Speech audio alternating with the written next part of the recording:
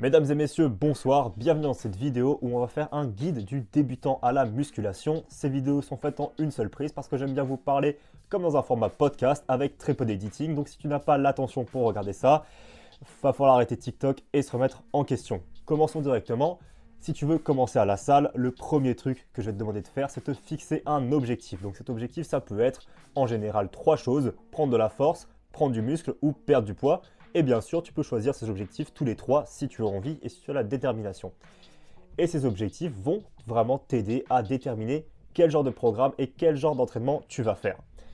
Donc, si jamais tu veux prendre du muscle, évidemment, tu vas agir différemment que si tu voulais uniquement perdre du poids. Si tu veux uniquement perdre du poids, il va falloir plus se concentrer sur un déficit calorique. Et si tu veux prendre du muscle, un surplus calorique. Donc on va prendre l'exemple de la prise de muscle parce que je sais que c'est le plus commun. Et s'il y a des besoins ou des nécessités, je ferai une vidéo spécifique sur la perte de poids. Donc, tu es une jeune personne, tu es un adulte, tu veux prendre du muscle, comment ça se passe? Premièrement, ne te mets pas de restreinte temporelle, s'il te plaît. Ne te dis pas en 12 semaines, en 16 semaines, en 4 mois, je vais faire ci, je vais faire ça. Ne te mets rien en tête parce que si jamais tu te mets un temps et que tu n'y arrives pas après ce temps-là, tu vas avoir une démoralisation totale et tu vas détester ce que tu as fait et ce que tu as créé, alors qu'en plus tu as fait beaucoup de progrès. Donc ne te mets pas de restreinte temporelle. Bien sûr, peut-être une année, 2 ans, mais ne vise pas sur le court terme comme les challenges 12 semaines, 6 semaines, ça évite. Et maintenant, on peut commencer directement avec votre programme de muscu qui est bien évidemment le plus important. Voilà, alors si tu es un réel débutant à la salle, on a quelque chose qui s'appelle les gains de débutant. Prends-le vraiment en compte, car quand tu commences la salle, tes muscles ne connaissent absolument rien. Tu n'auras pas de sensation, des courbatures bizarres, tu vas faire un exo de dos et tu sentiras tes triceps. Tout va être dans le désordre et tu ne vas rien comprendre et c'est totalement normal.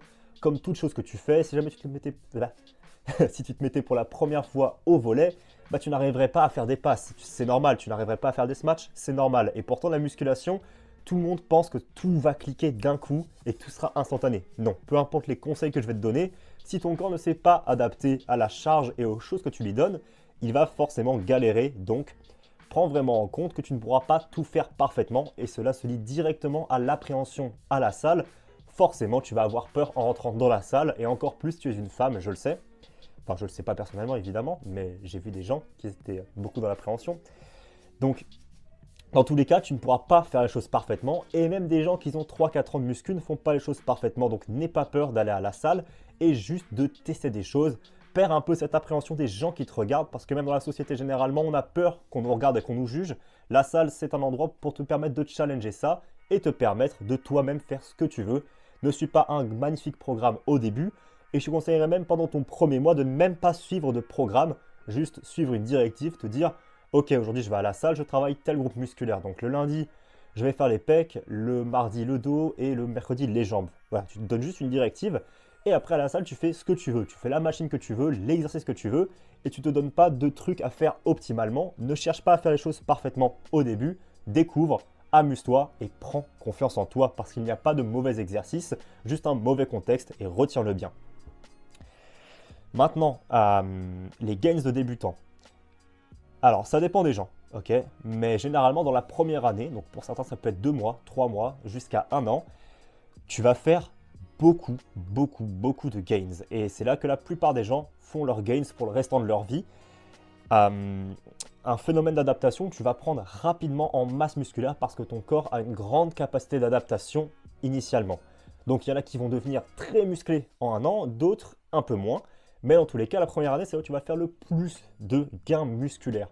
Et surtout dans ces 6 premiers mois. Donc, c'est pour ça que tu n'as pas besoin d'un programme si optimal parce que peu importe ce que tu vas faire énormément de gains musculaires. Même si tu n'es pas en surplus calorique, même si tu ne manges pas assez de protéines, tu vas prendre en masse musculaire. C'est pour ça qu'un programme n'est pas tant nécessaire. Garde ça en tête et ça va venir après parce que si jamais tu commences à avoir un plateau, ça nous permettra de savoir où est-ce qu'on va agir. Ça fait 1 an que tu vas à la salle, 6 mois, tu commences à voir que tes gains, ils stagnent un peu, que ta force, elle stagne un peu, ou même que ta perte de poids, elle stagne un peu. Que faire? Et c'est là où on va ajouter énormément de variables dans l'équation. Les protéines, le sommeil, le vrai programme, l'hydratation, là, si tu veux prendre les choses au sérieux, on a du travail et on a beaucoup de choses à faire. Si tu n'es pas prêt à faire ces sacrifices, tu peux continuer comme ça et faire de la muscu un hobby de côté pour maintenir le peu de masse musculaire que tu as gagné. Et pour beaucoup, ça va être énormément de masse musculaire, mais pour d'autres qui sont obsédés par la musculation comme moi, ce n'est pas assez. Premièrement, ça fait 6 mois, tu stagnes. Qu'est-ce que tu dois faire? Attention aux protéines. Tu peux être dans l'extrême avec les protéines et manger beaucoup de protéines, ou tu peux être dans une approche plutôt minimaliste et manger 1,6 g de protéines par kilo. Donc là, ça ne te parle pas, c'est beaucoup de chiffres, mais c'est à peu près 110 grammes pour une personne de 70 kg. Je fais les maths dans ma tête en live, je n'ai pas trop le résultat précis. Qu'est-ce que c'est 110 grammes de protéines? Parce que tu n'as jamais calculé tes calories et tu n'as peut-être pas envie de calculer tes calories. 110 grammes de protéines, on part sur à peu près 4 escalopes de poulet. Voilà, c'est plus ou moins ça. Et selon ton poids et selon si tu es un homme ou une femme, tu auras besoin de plus ou moins de protéines. Et là, le seul truc que je peux vous dire, c'est désolé, achetez une balance et pesez. Vous ne serez jamais sûr de ce que vous mangez sans avoir pesé un minimum. Maintenant, moi qui ai de l'expérience, je ne pèse quasiment plus mes aliments parce que à l'œil et en réfléchissant, je sais à peu près ce que les choses valent. Je sais que mon repas que j'ai fait à peu près 800 calories avec à peu près 40 grammes de protéines et que j'ai besoin d'à peu près 2600 calories dans la journée. Du coup, même si je ne suis pas au gramme près, à la calorie près, je sais à peu près ce que j'ai eu et surtout, je sais que j'ai eu assez de protéines ou pas assez. Donc, dans un premier temps, je vous conseille vraiment de calculer vos calories et vos protéines. Rien que 2 semaines, ce sera assez parce qu'on a toujours généralement tendance à manger les mêmes choses, manger des pâtes, manger du riz, manger de la viande, manger du poulet. On mange souvent les mêmes nourritures parce que c'est notre habitude et ce qui nous permet de cuisiner avec le plus d'efficacité. Donc dans un premier temps, calcule les choses que tu manges le plus et au moins tu auras une idée de ce que tu manges. Maintenant, si tu n'arrives pas à augmenter tes protéines, parce que pour beaucoup, et moi y compris quand j'ai commencé, et surtout quand tu es un homme assez lourd, il te faut beaucoup de protéines. Et dans ce cas-là, plusieurs stratégies viennent à l'esprit. La première, c'est de prendre de la protéine de whey. Et n'ayez pas peur de la protéine de whey, ne vous inquiétez pas, c'est un complément alimentaire comme beaucoup d'autres. Et c'est aussi efficace que manger de la viande, c'est même plus efficace anaboliquement. Deuxième chose, manger plus de repas dans la journée. Pour beaucoup qui n'arrivent pas à prendre du poids, ça va être le gros truc, ça va être manger 4 à 5 repas dans la journée. Et par repas, j'entends quelque chose qui a plus de 300 calories, donc ça peut juste être un petit sandwich au Nutella. Un repas, c'est plus de 300 calories. Et si tu as besoin de 3000 calories par jour pour prendre du poids, et que généralement tu en manges peut-être 2200, 2300, rajouter 2 petits repas à 350, 400 calories, c'est tout ce qu'il faut pour faire la différence pour que toi, tu puisses prendre de la masse et avoir assez de protéines. Voilà pour les protéines. Maintenant, le sommeil. Bon, je ne vais pas vous le répéter, vous le savez déjà ou vous l'avez oublié. 8 heures de sommeil, vous ne vous rendez pas compte de la différence que ça va faire dans votre entraînement. 8 heures de sommeil, c'est la clé magique pour la récupération et la prévention des blessures, ce qui est le plus important, la prévention des blessures. Et même jusqu'à 9 heures de sommeil, ça peut être efficace. J'entends bien qu'on n'a pas tous le temps et on n'a pas tous les envies. S'il vous plaît, au moins 6 heures de sommeil par nuit, idéalement 7. C'est le minimum que je vous demande parce que vous pourriez faire des progrès sans et vous en ferez moins. Mais le plus gros problème qu'on va avoir, c'est la blessure. Et si vous vous blessez, c'est des mois de musculation et des mois d'appréhension qui vont arriver. Mettez vraiment le sommeil en clé de votre entraînement parce que si vous faites des grosses séances et que vous ne récupérez pas, vous ne prendrez pas en masse musculaire et ça ne sert à rien. Donc, mettez ça en priorité. Si vous êtes quelqu'un qui a tendance à regarder des séries sur Netflix, changez vos habitudes, trouvez des habitudes plus saines, lisez un livre, ça vous endormira plus rapidement. Et après, pour améliorer le sommeil, tu peux faire beaucoup de choses comme dormir dans une nuit noire, dormir sans son, ce qui peut être compliqué si tu habites en ville, tu as des boules qui tu peux mettre du bruit blanc. Mais mettre votre sommeil en priorité, c'est super important pour la progression et la prévention des blessures. Et donc, troisième chose que tu peux faire maintenant, et c'est là où on rentre dans le vif du sujet, et on est déjà à 9 minutes, donc je ne vais pas laisser traîner ça pour votre attention. Commencer un vrai programme. Qu'est-ce qu'un vrai programme? Donc, premièrement, il faut que tu choisisses la façon de t'entraîner. Est-ce que tu veux t'entraîner 4 jours par semaine, 3 jours par semaine, 5 jours par semaine, 6 jours par semaine, voire 7 jours par semaine si tu as envie? Aucune limite, d'accord? Fais ça par rapport à tes envies, ta motivation et ce que tu peux faire en ce moment. Donc si jamais en ce moment tu travailles 45 heures par semaine, j'imagine bien que tu ne voudras pas faire 7 jours à la salle. Ou en fait, tu as envie d'aller à la salle pour te défouler et dans ce cas-là, on peut adapter. Donc, choisis un nombre de jours par semaine dans lequel tu vas aller à la salle Et si tu n'es pas sûr, tu peux dire 3, 4, 5, 6, 6, 7. Bon, tu peux te mettre des intervalles. On comptera ça comme des jours bonus, où généralement, moi, je mets des bras ou des points faibles de la personne que je coach. J'arrive. Une fois que tu as trouvé ça, comment est-ce que tu veux t'entraîner? Je veux m'entraîner 4 jours par semaine. Est-ce que je veux séparer les groupes musculaires ou est-ce que je veux tout faire en même temps?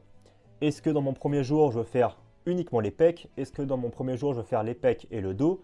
Est-ce que dans mon premier jour, je veux faire tout le corps? Aucune de ces méthodes n'est meilleure qu'une autre. Moi, je sais que mon truc de prédilection, c'est faire un jour haut du corps, un jour bas du corps.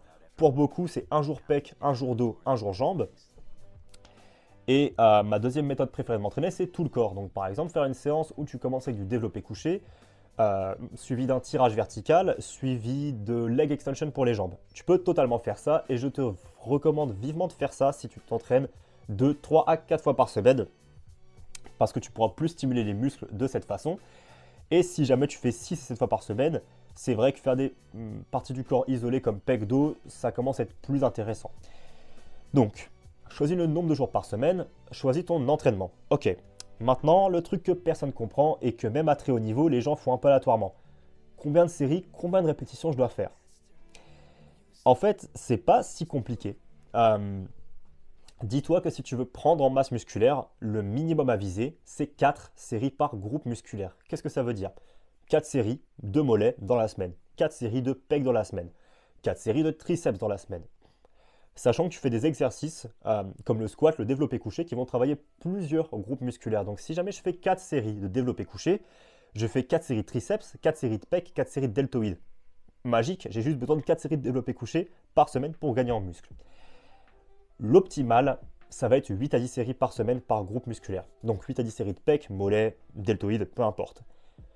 Maintenant, si tu veux en faire plus, pour le moment, dans les études scientifiques, on trouve un bienfait jusqu'à 52 séries par semaine, ce qui est gigantesque, et je ne vous conseille pas de faire ça, juste pour vous dire qu'il n'y a pas vraiment de plafond max. Donc, le minimum de 4 à 8 séries par semaine doit être respecté, et après, si tu veux en faire plus, tu en fais plus, et tu auras sûrement un peu plus de bénéfices, mais ça va être dans le...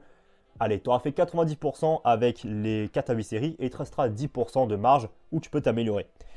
Donc dans ton programme, ça veut dire que dans ta semaine, il faut que tu regardes par rapport à ça. Il faut que tu aies bien assez de séries par groupe musculaire que tu veux travailler et par groupe musculaire sur lequel tu veux te prioriser, il va te falloir beaucoup plus de séries. Donc si jamais tu veux avoir des énormes fesses, vise plus de 8 séries.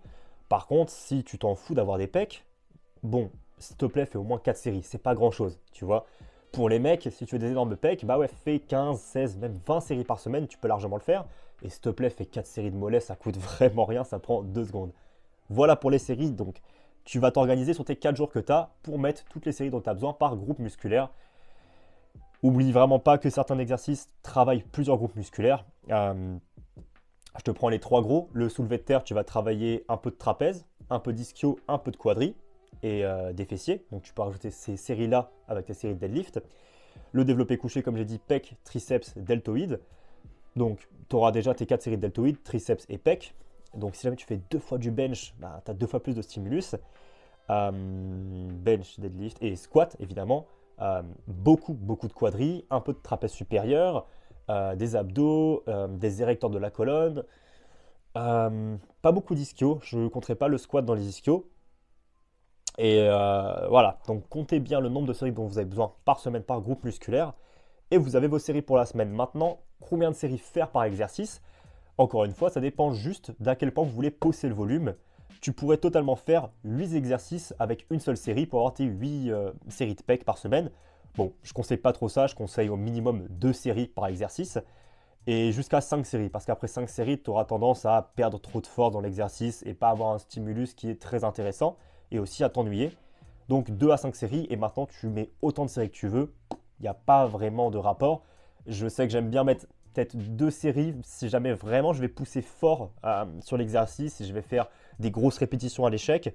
Si je compte aller un peu moins à l'échec, je vais plutôt viser 4 séries. Ok, on a nos séries, mais maintenant combien de répétitions je fais? J'en fais 2, 3, 4, 15, 20, 30.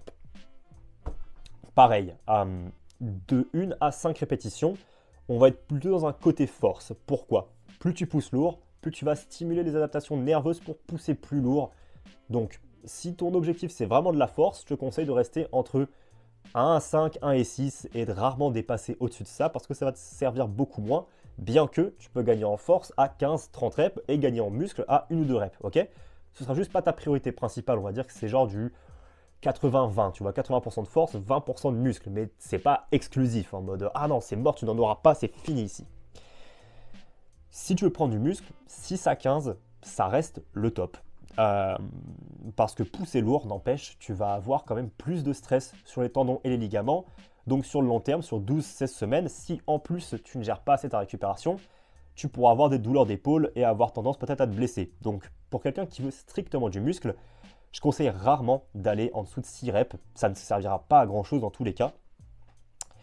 Et de dépasser rarement 15 répétitions, car les études scientifiques actuelles démontrent que les gens ont du mal à s'estimer proche de l'échec à plus de 15 répétitions, parce que forcément, tu vas avoir la brûlure du muscle avant l'échec musculaire, et pour beaucoup, la brûlure du muscle devient insoutenable avant l'échec. Donc 15 reps, c'est le max que tu peux faire, je dirais, pour avoir le bon stimulus.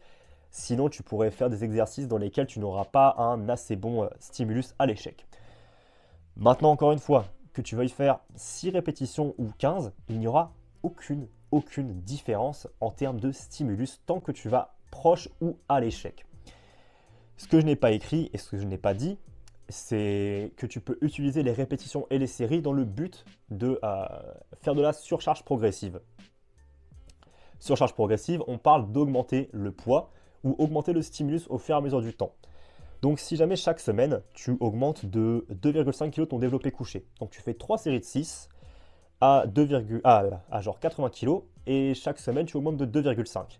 Viendra un jour où tu ne pourras plus augmenter, que tes 3 séries de 5 à 6, bah tu ne pourras pas. Tu vas faire 82, 85, 87,5, 90. Ah, 90, merde, je peux faire que 2-3 reps. Mince, comment on fait? Augmente les reps. Reprends le poids d'avant, sur lequel tu étais confortable, rajoute 1 rep, 2 reps, 3 reps, 4 reps. Mince, sur le poids d'avant, j'arrive même pas à rajouter des reps. Rajoute des séries. Au lieu de faire 3 séries, fais-moi 4 séries.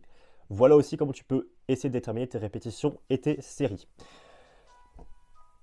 Maintenant, pour la sélection d'exercices, te prends pas la tête dans ton programme, prends vraiment ce que tu aimes. N'écoute pas les gens qui vont te dire que tel exercice ne sert à rien, tel exercice ne sert à rien.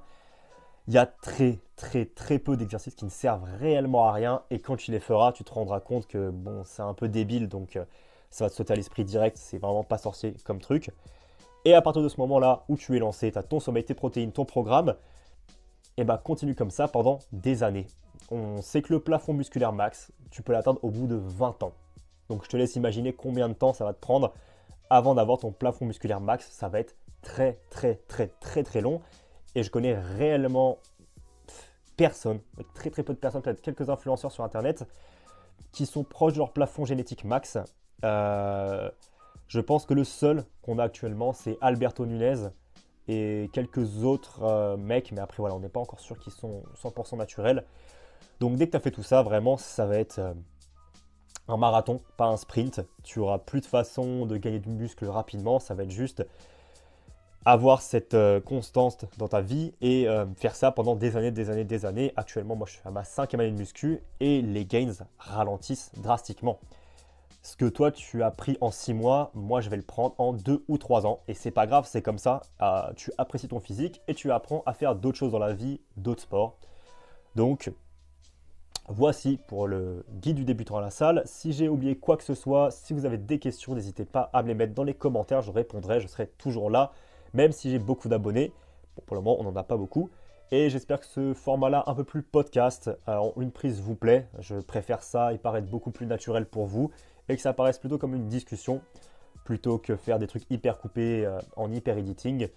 Et dites-moi si ce format-là vous plaît, ou si vous préférez que je fasse des choses très rapides, très explosives, avec des trucs partout, un peu en format TikTok.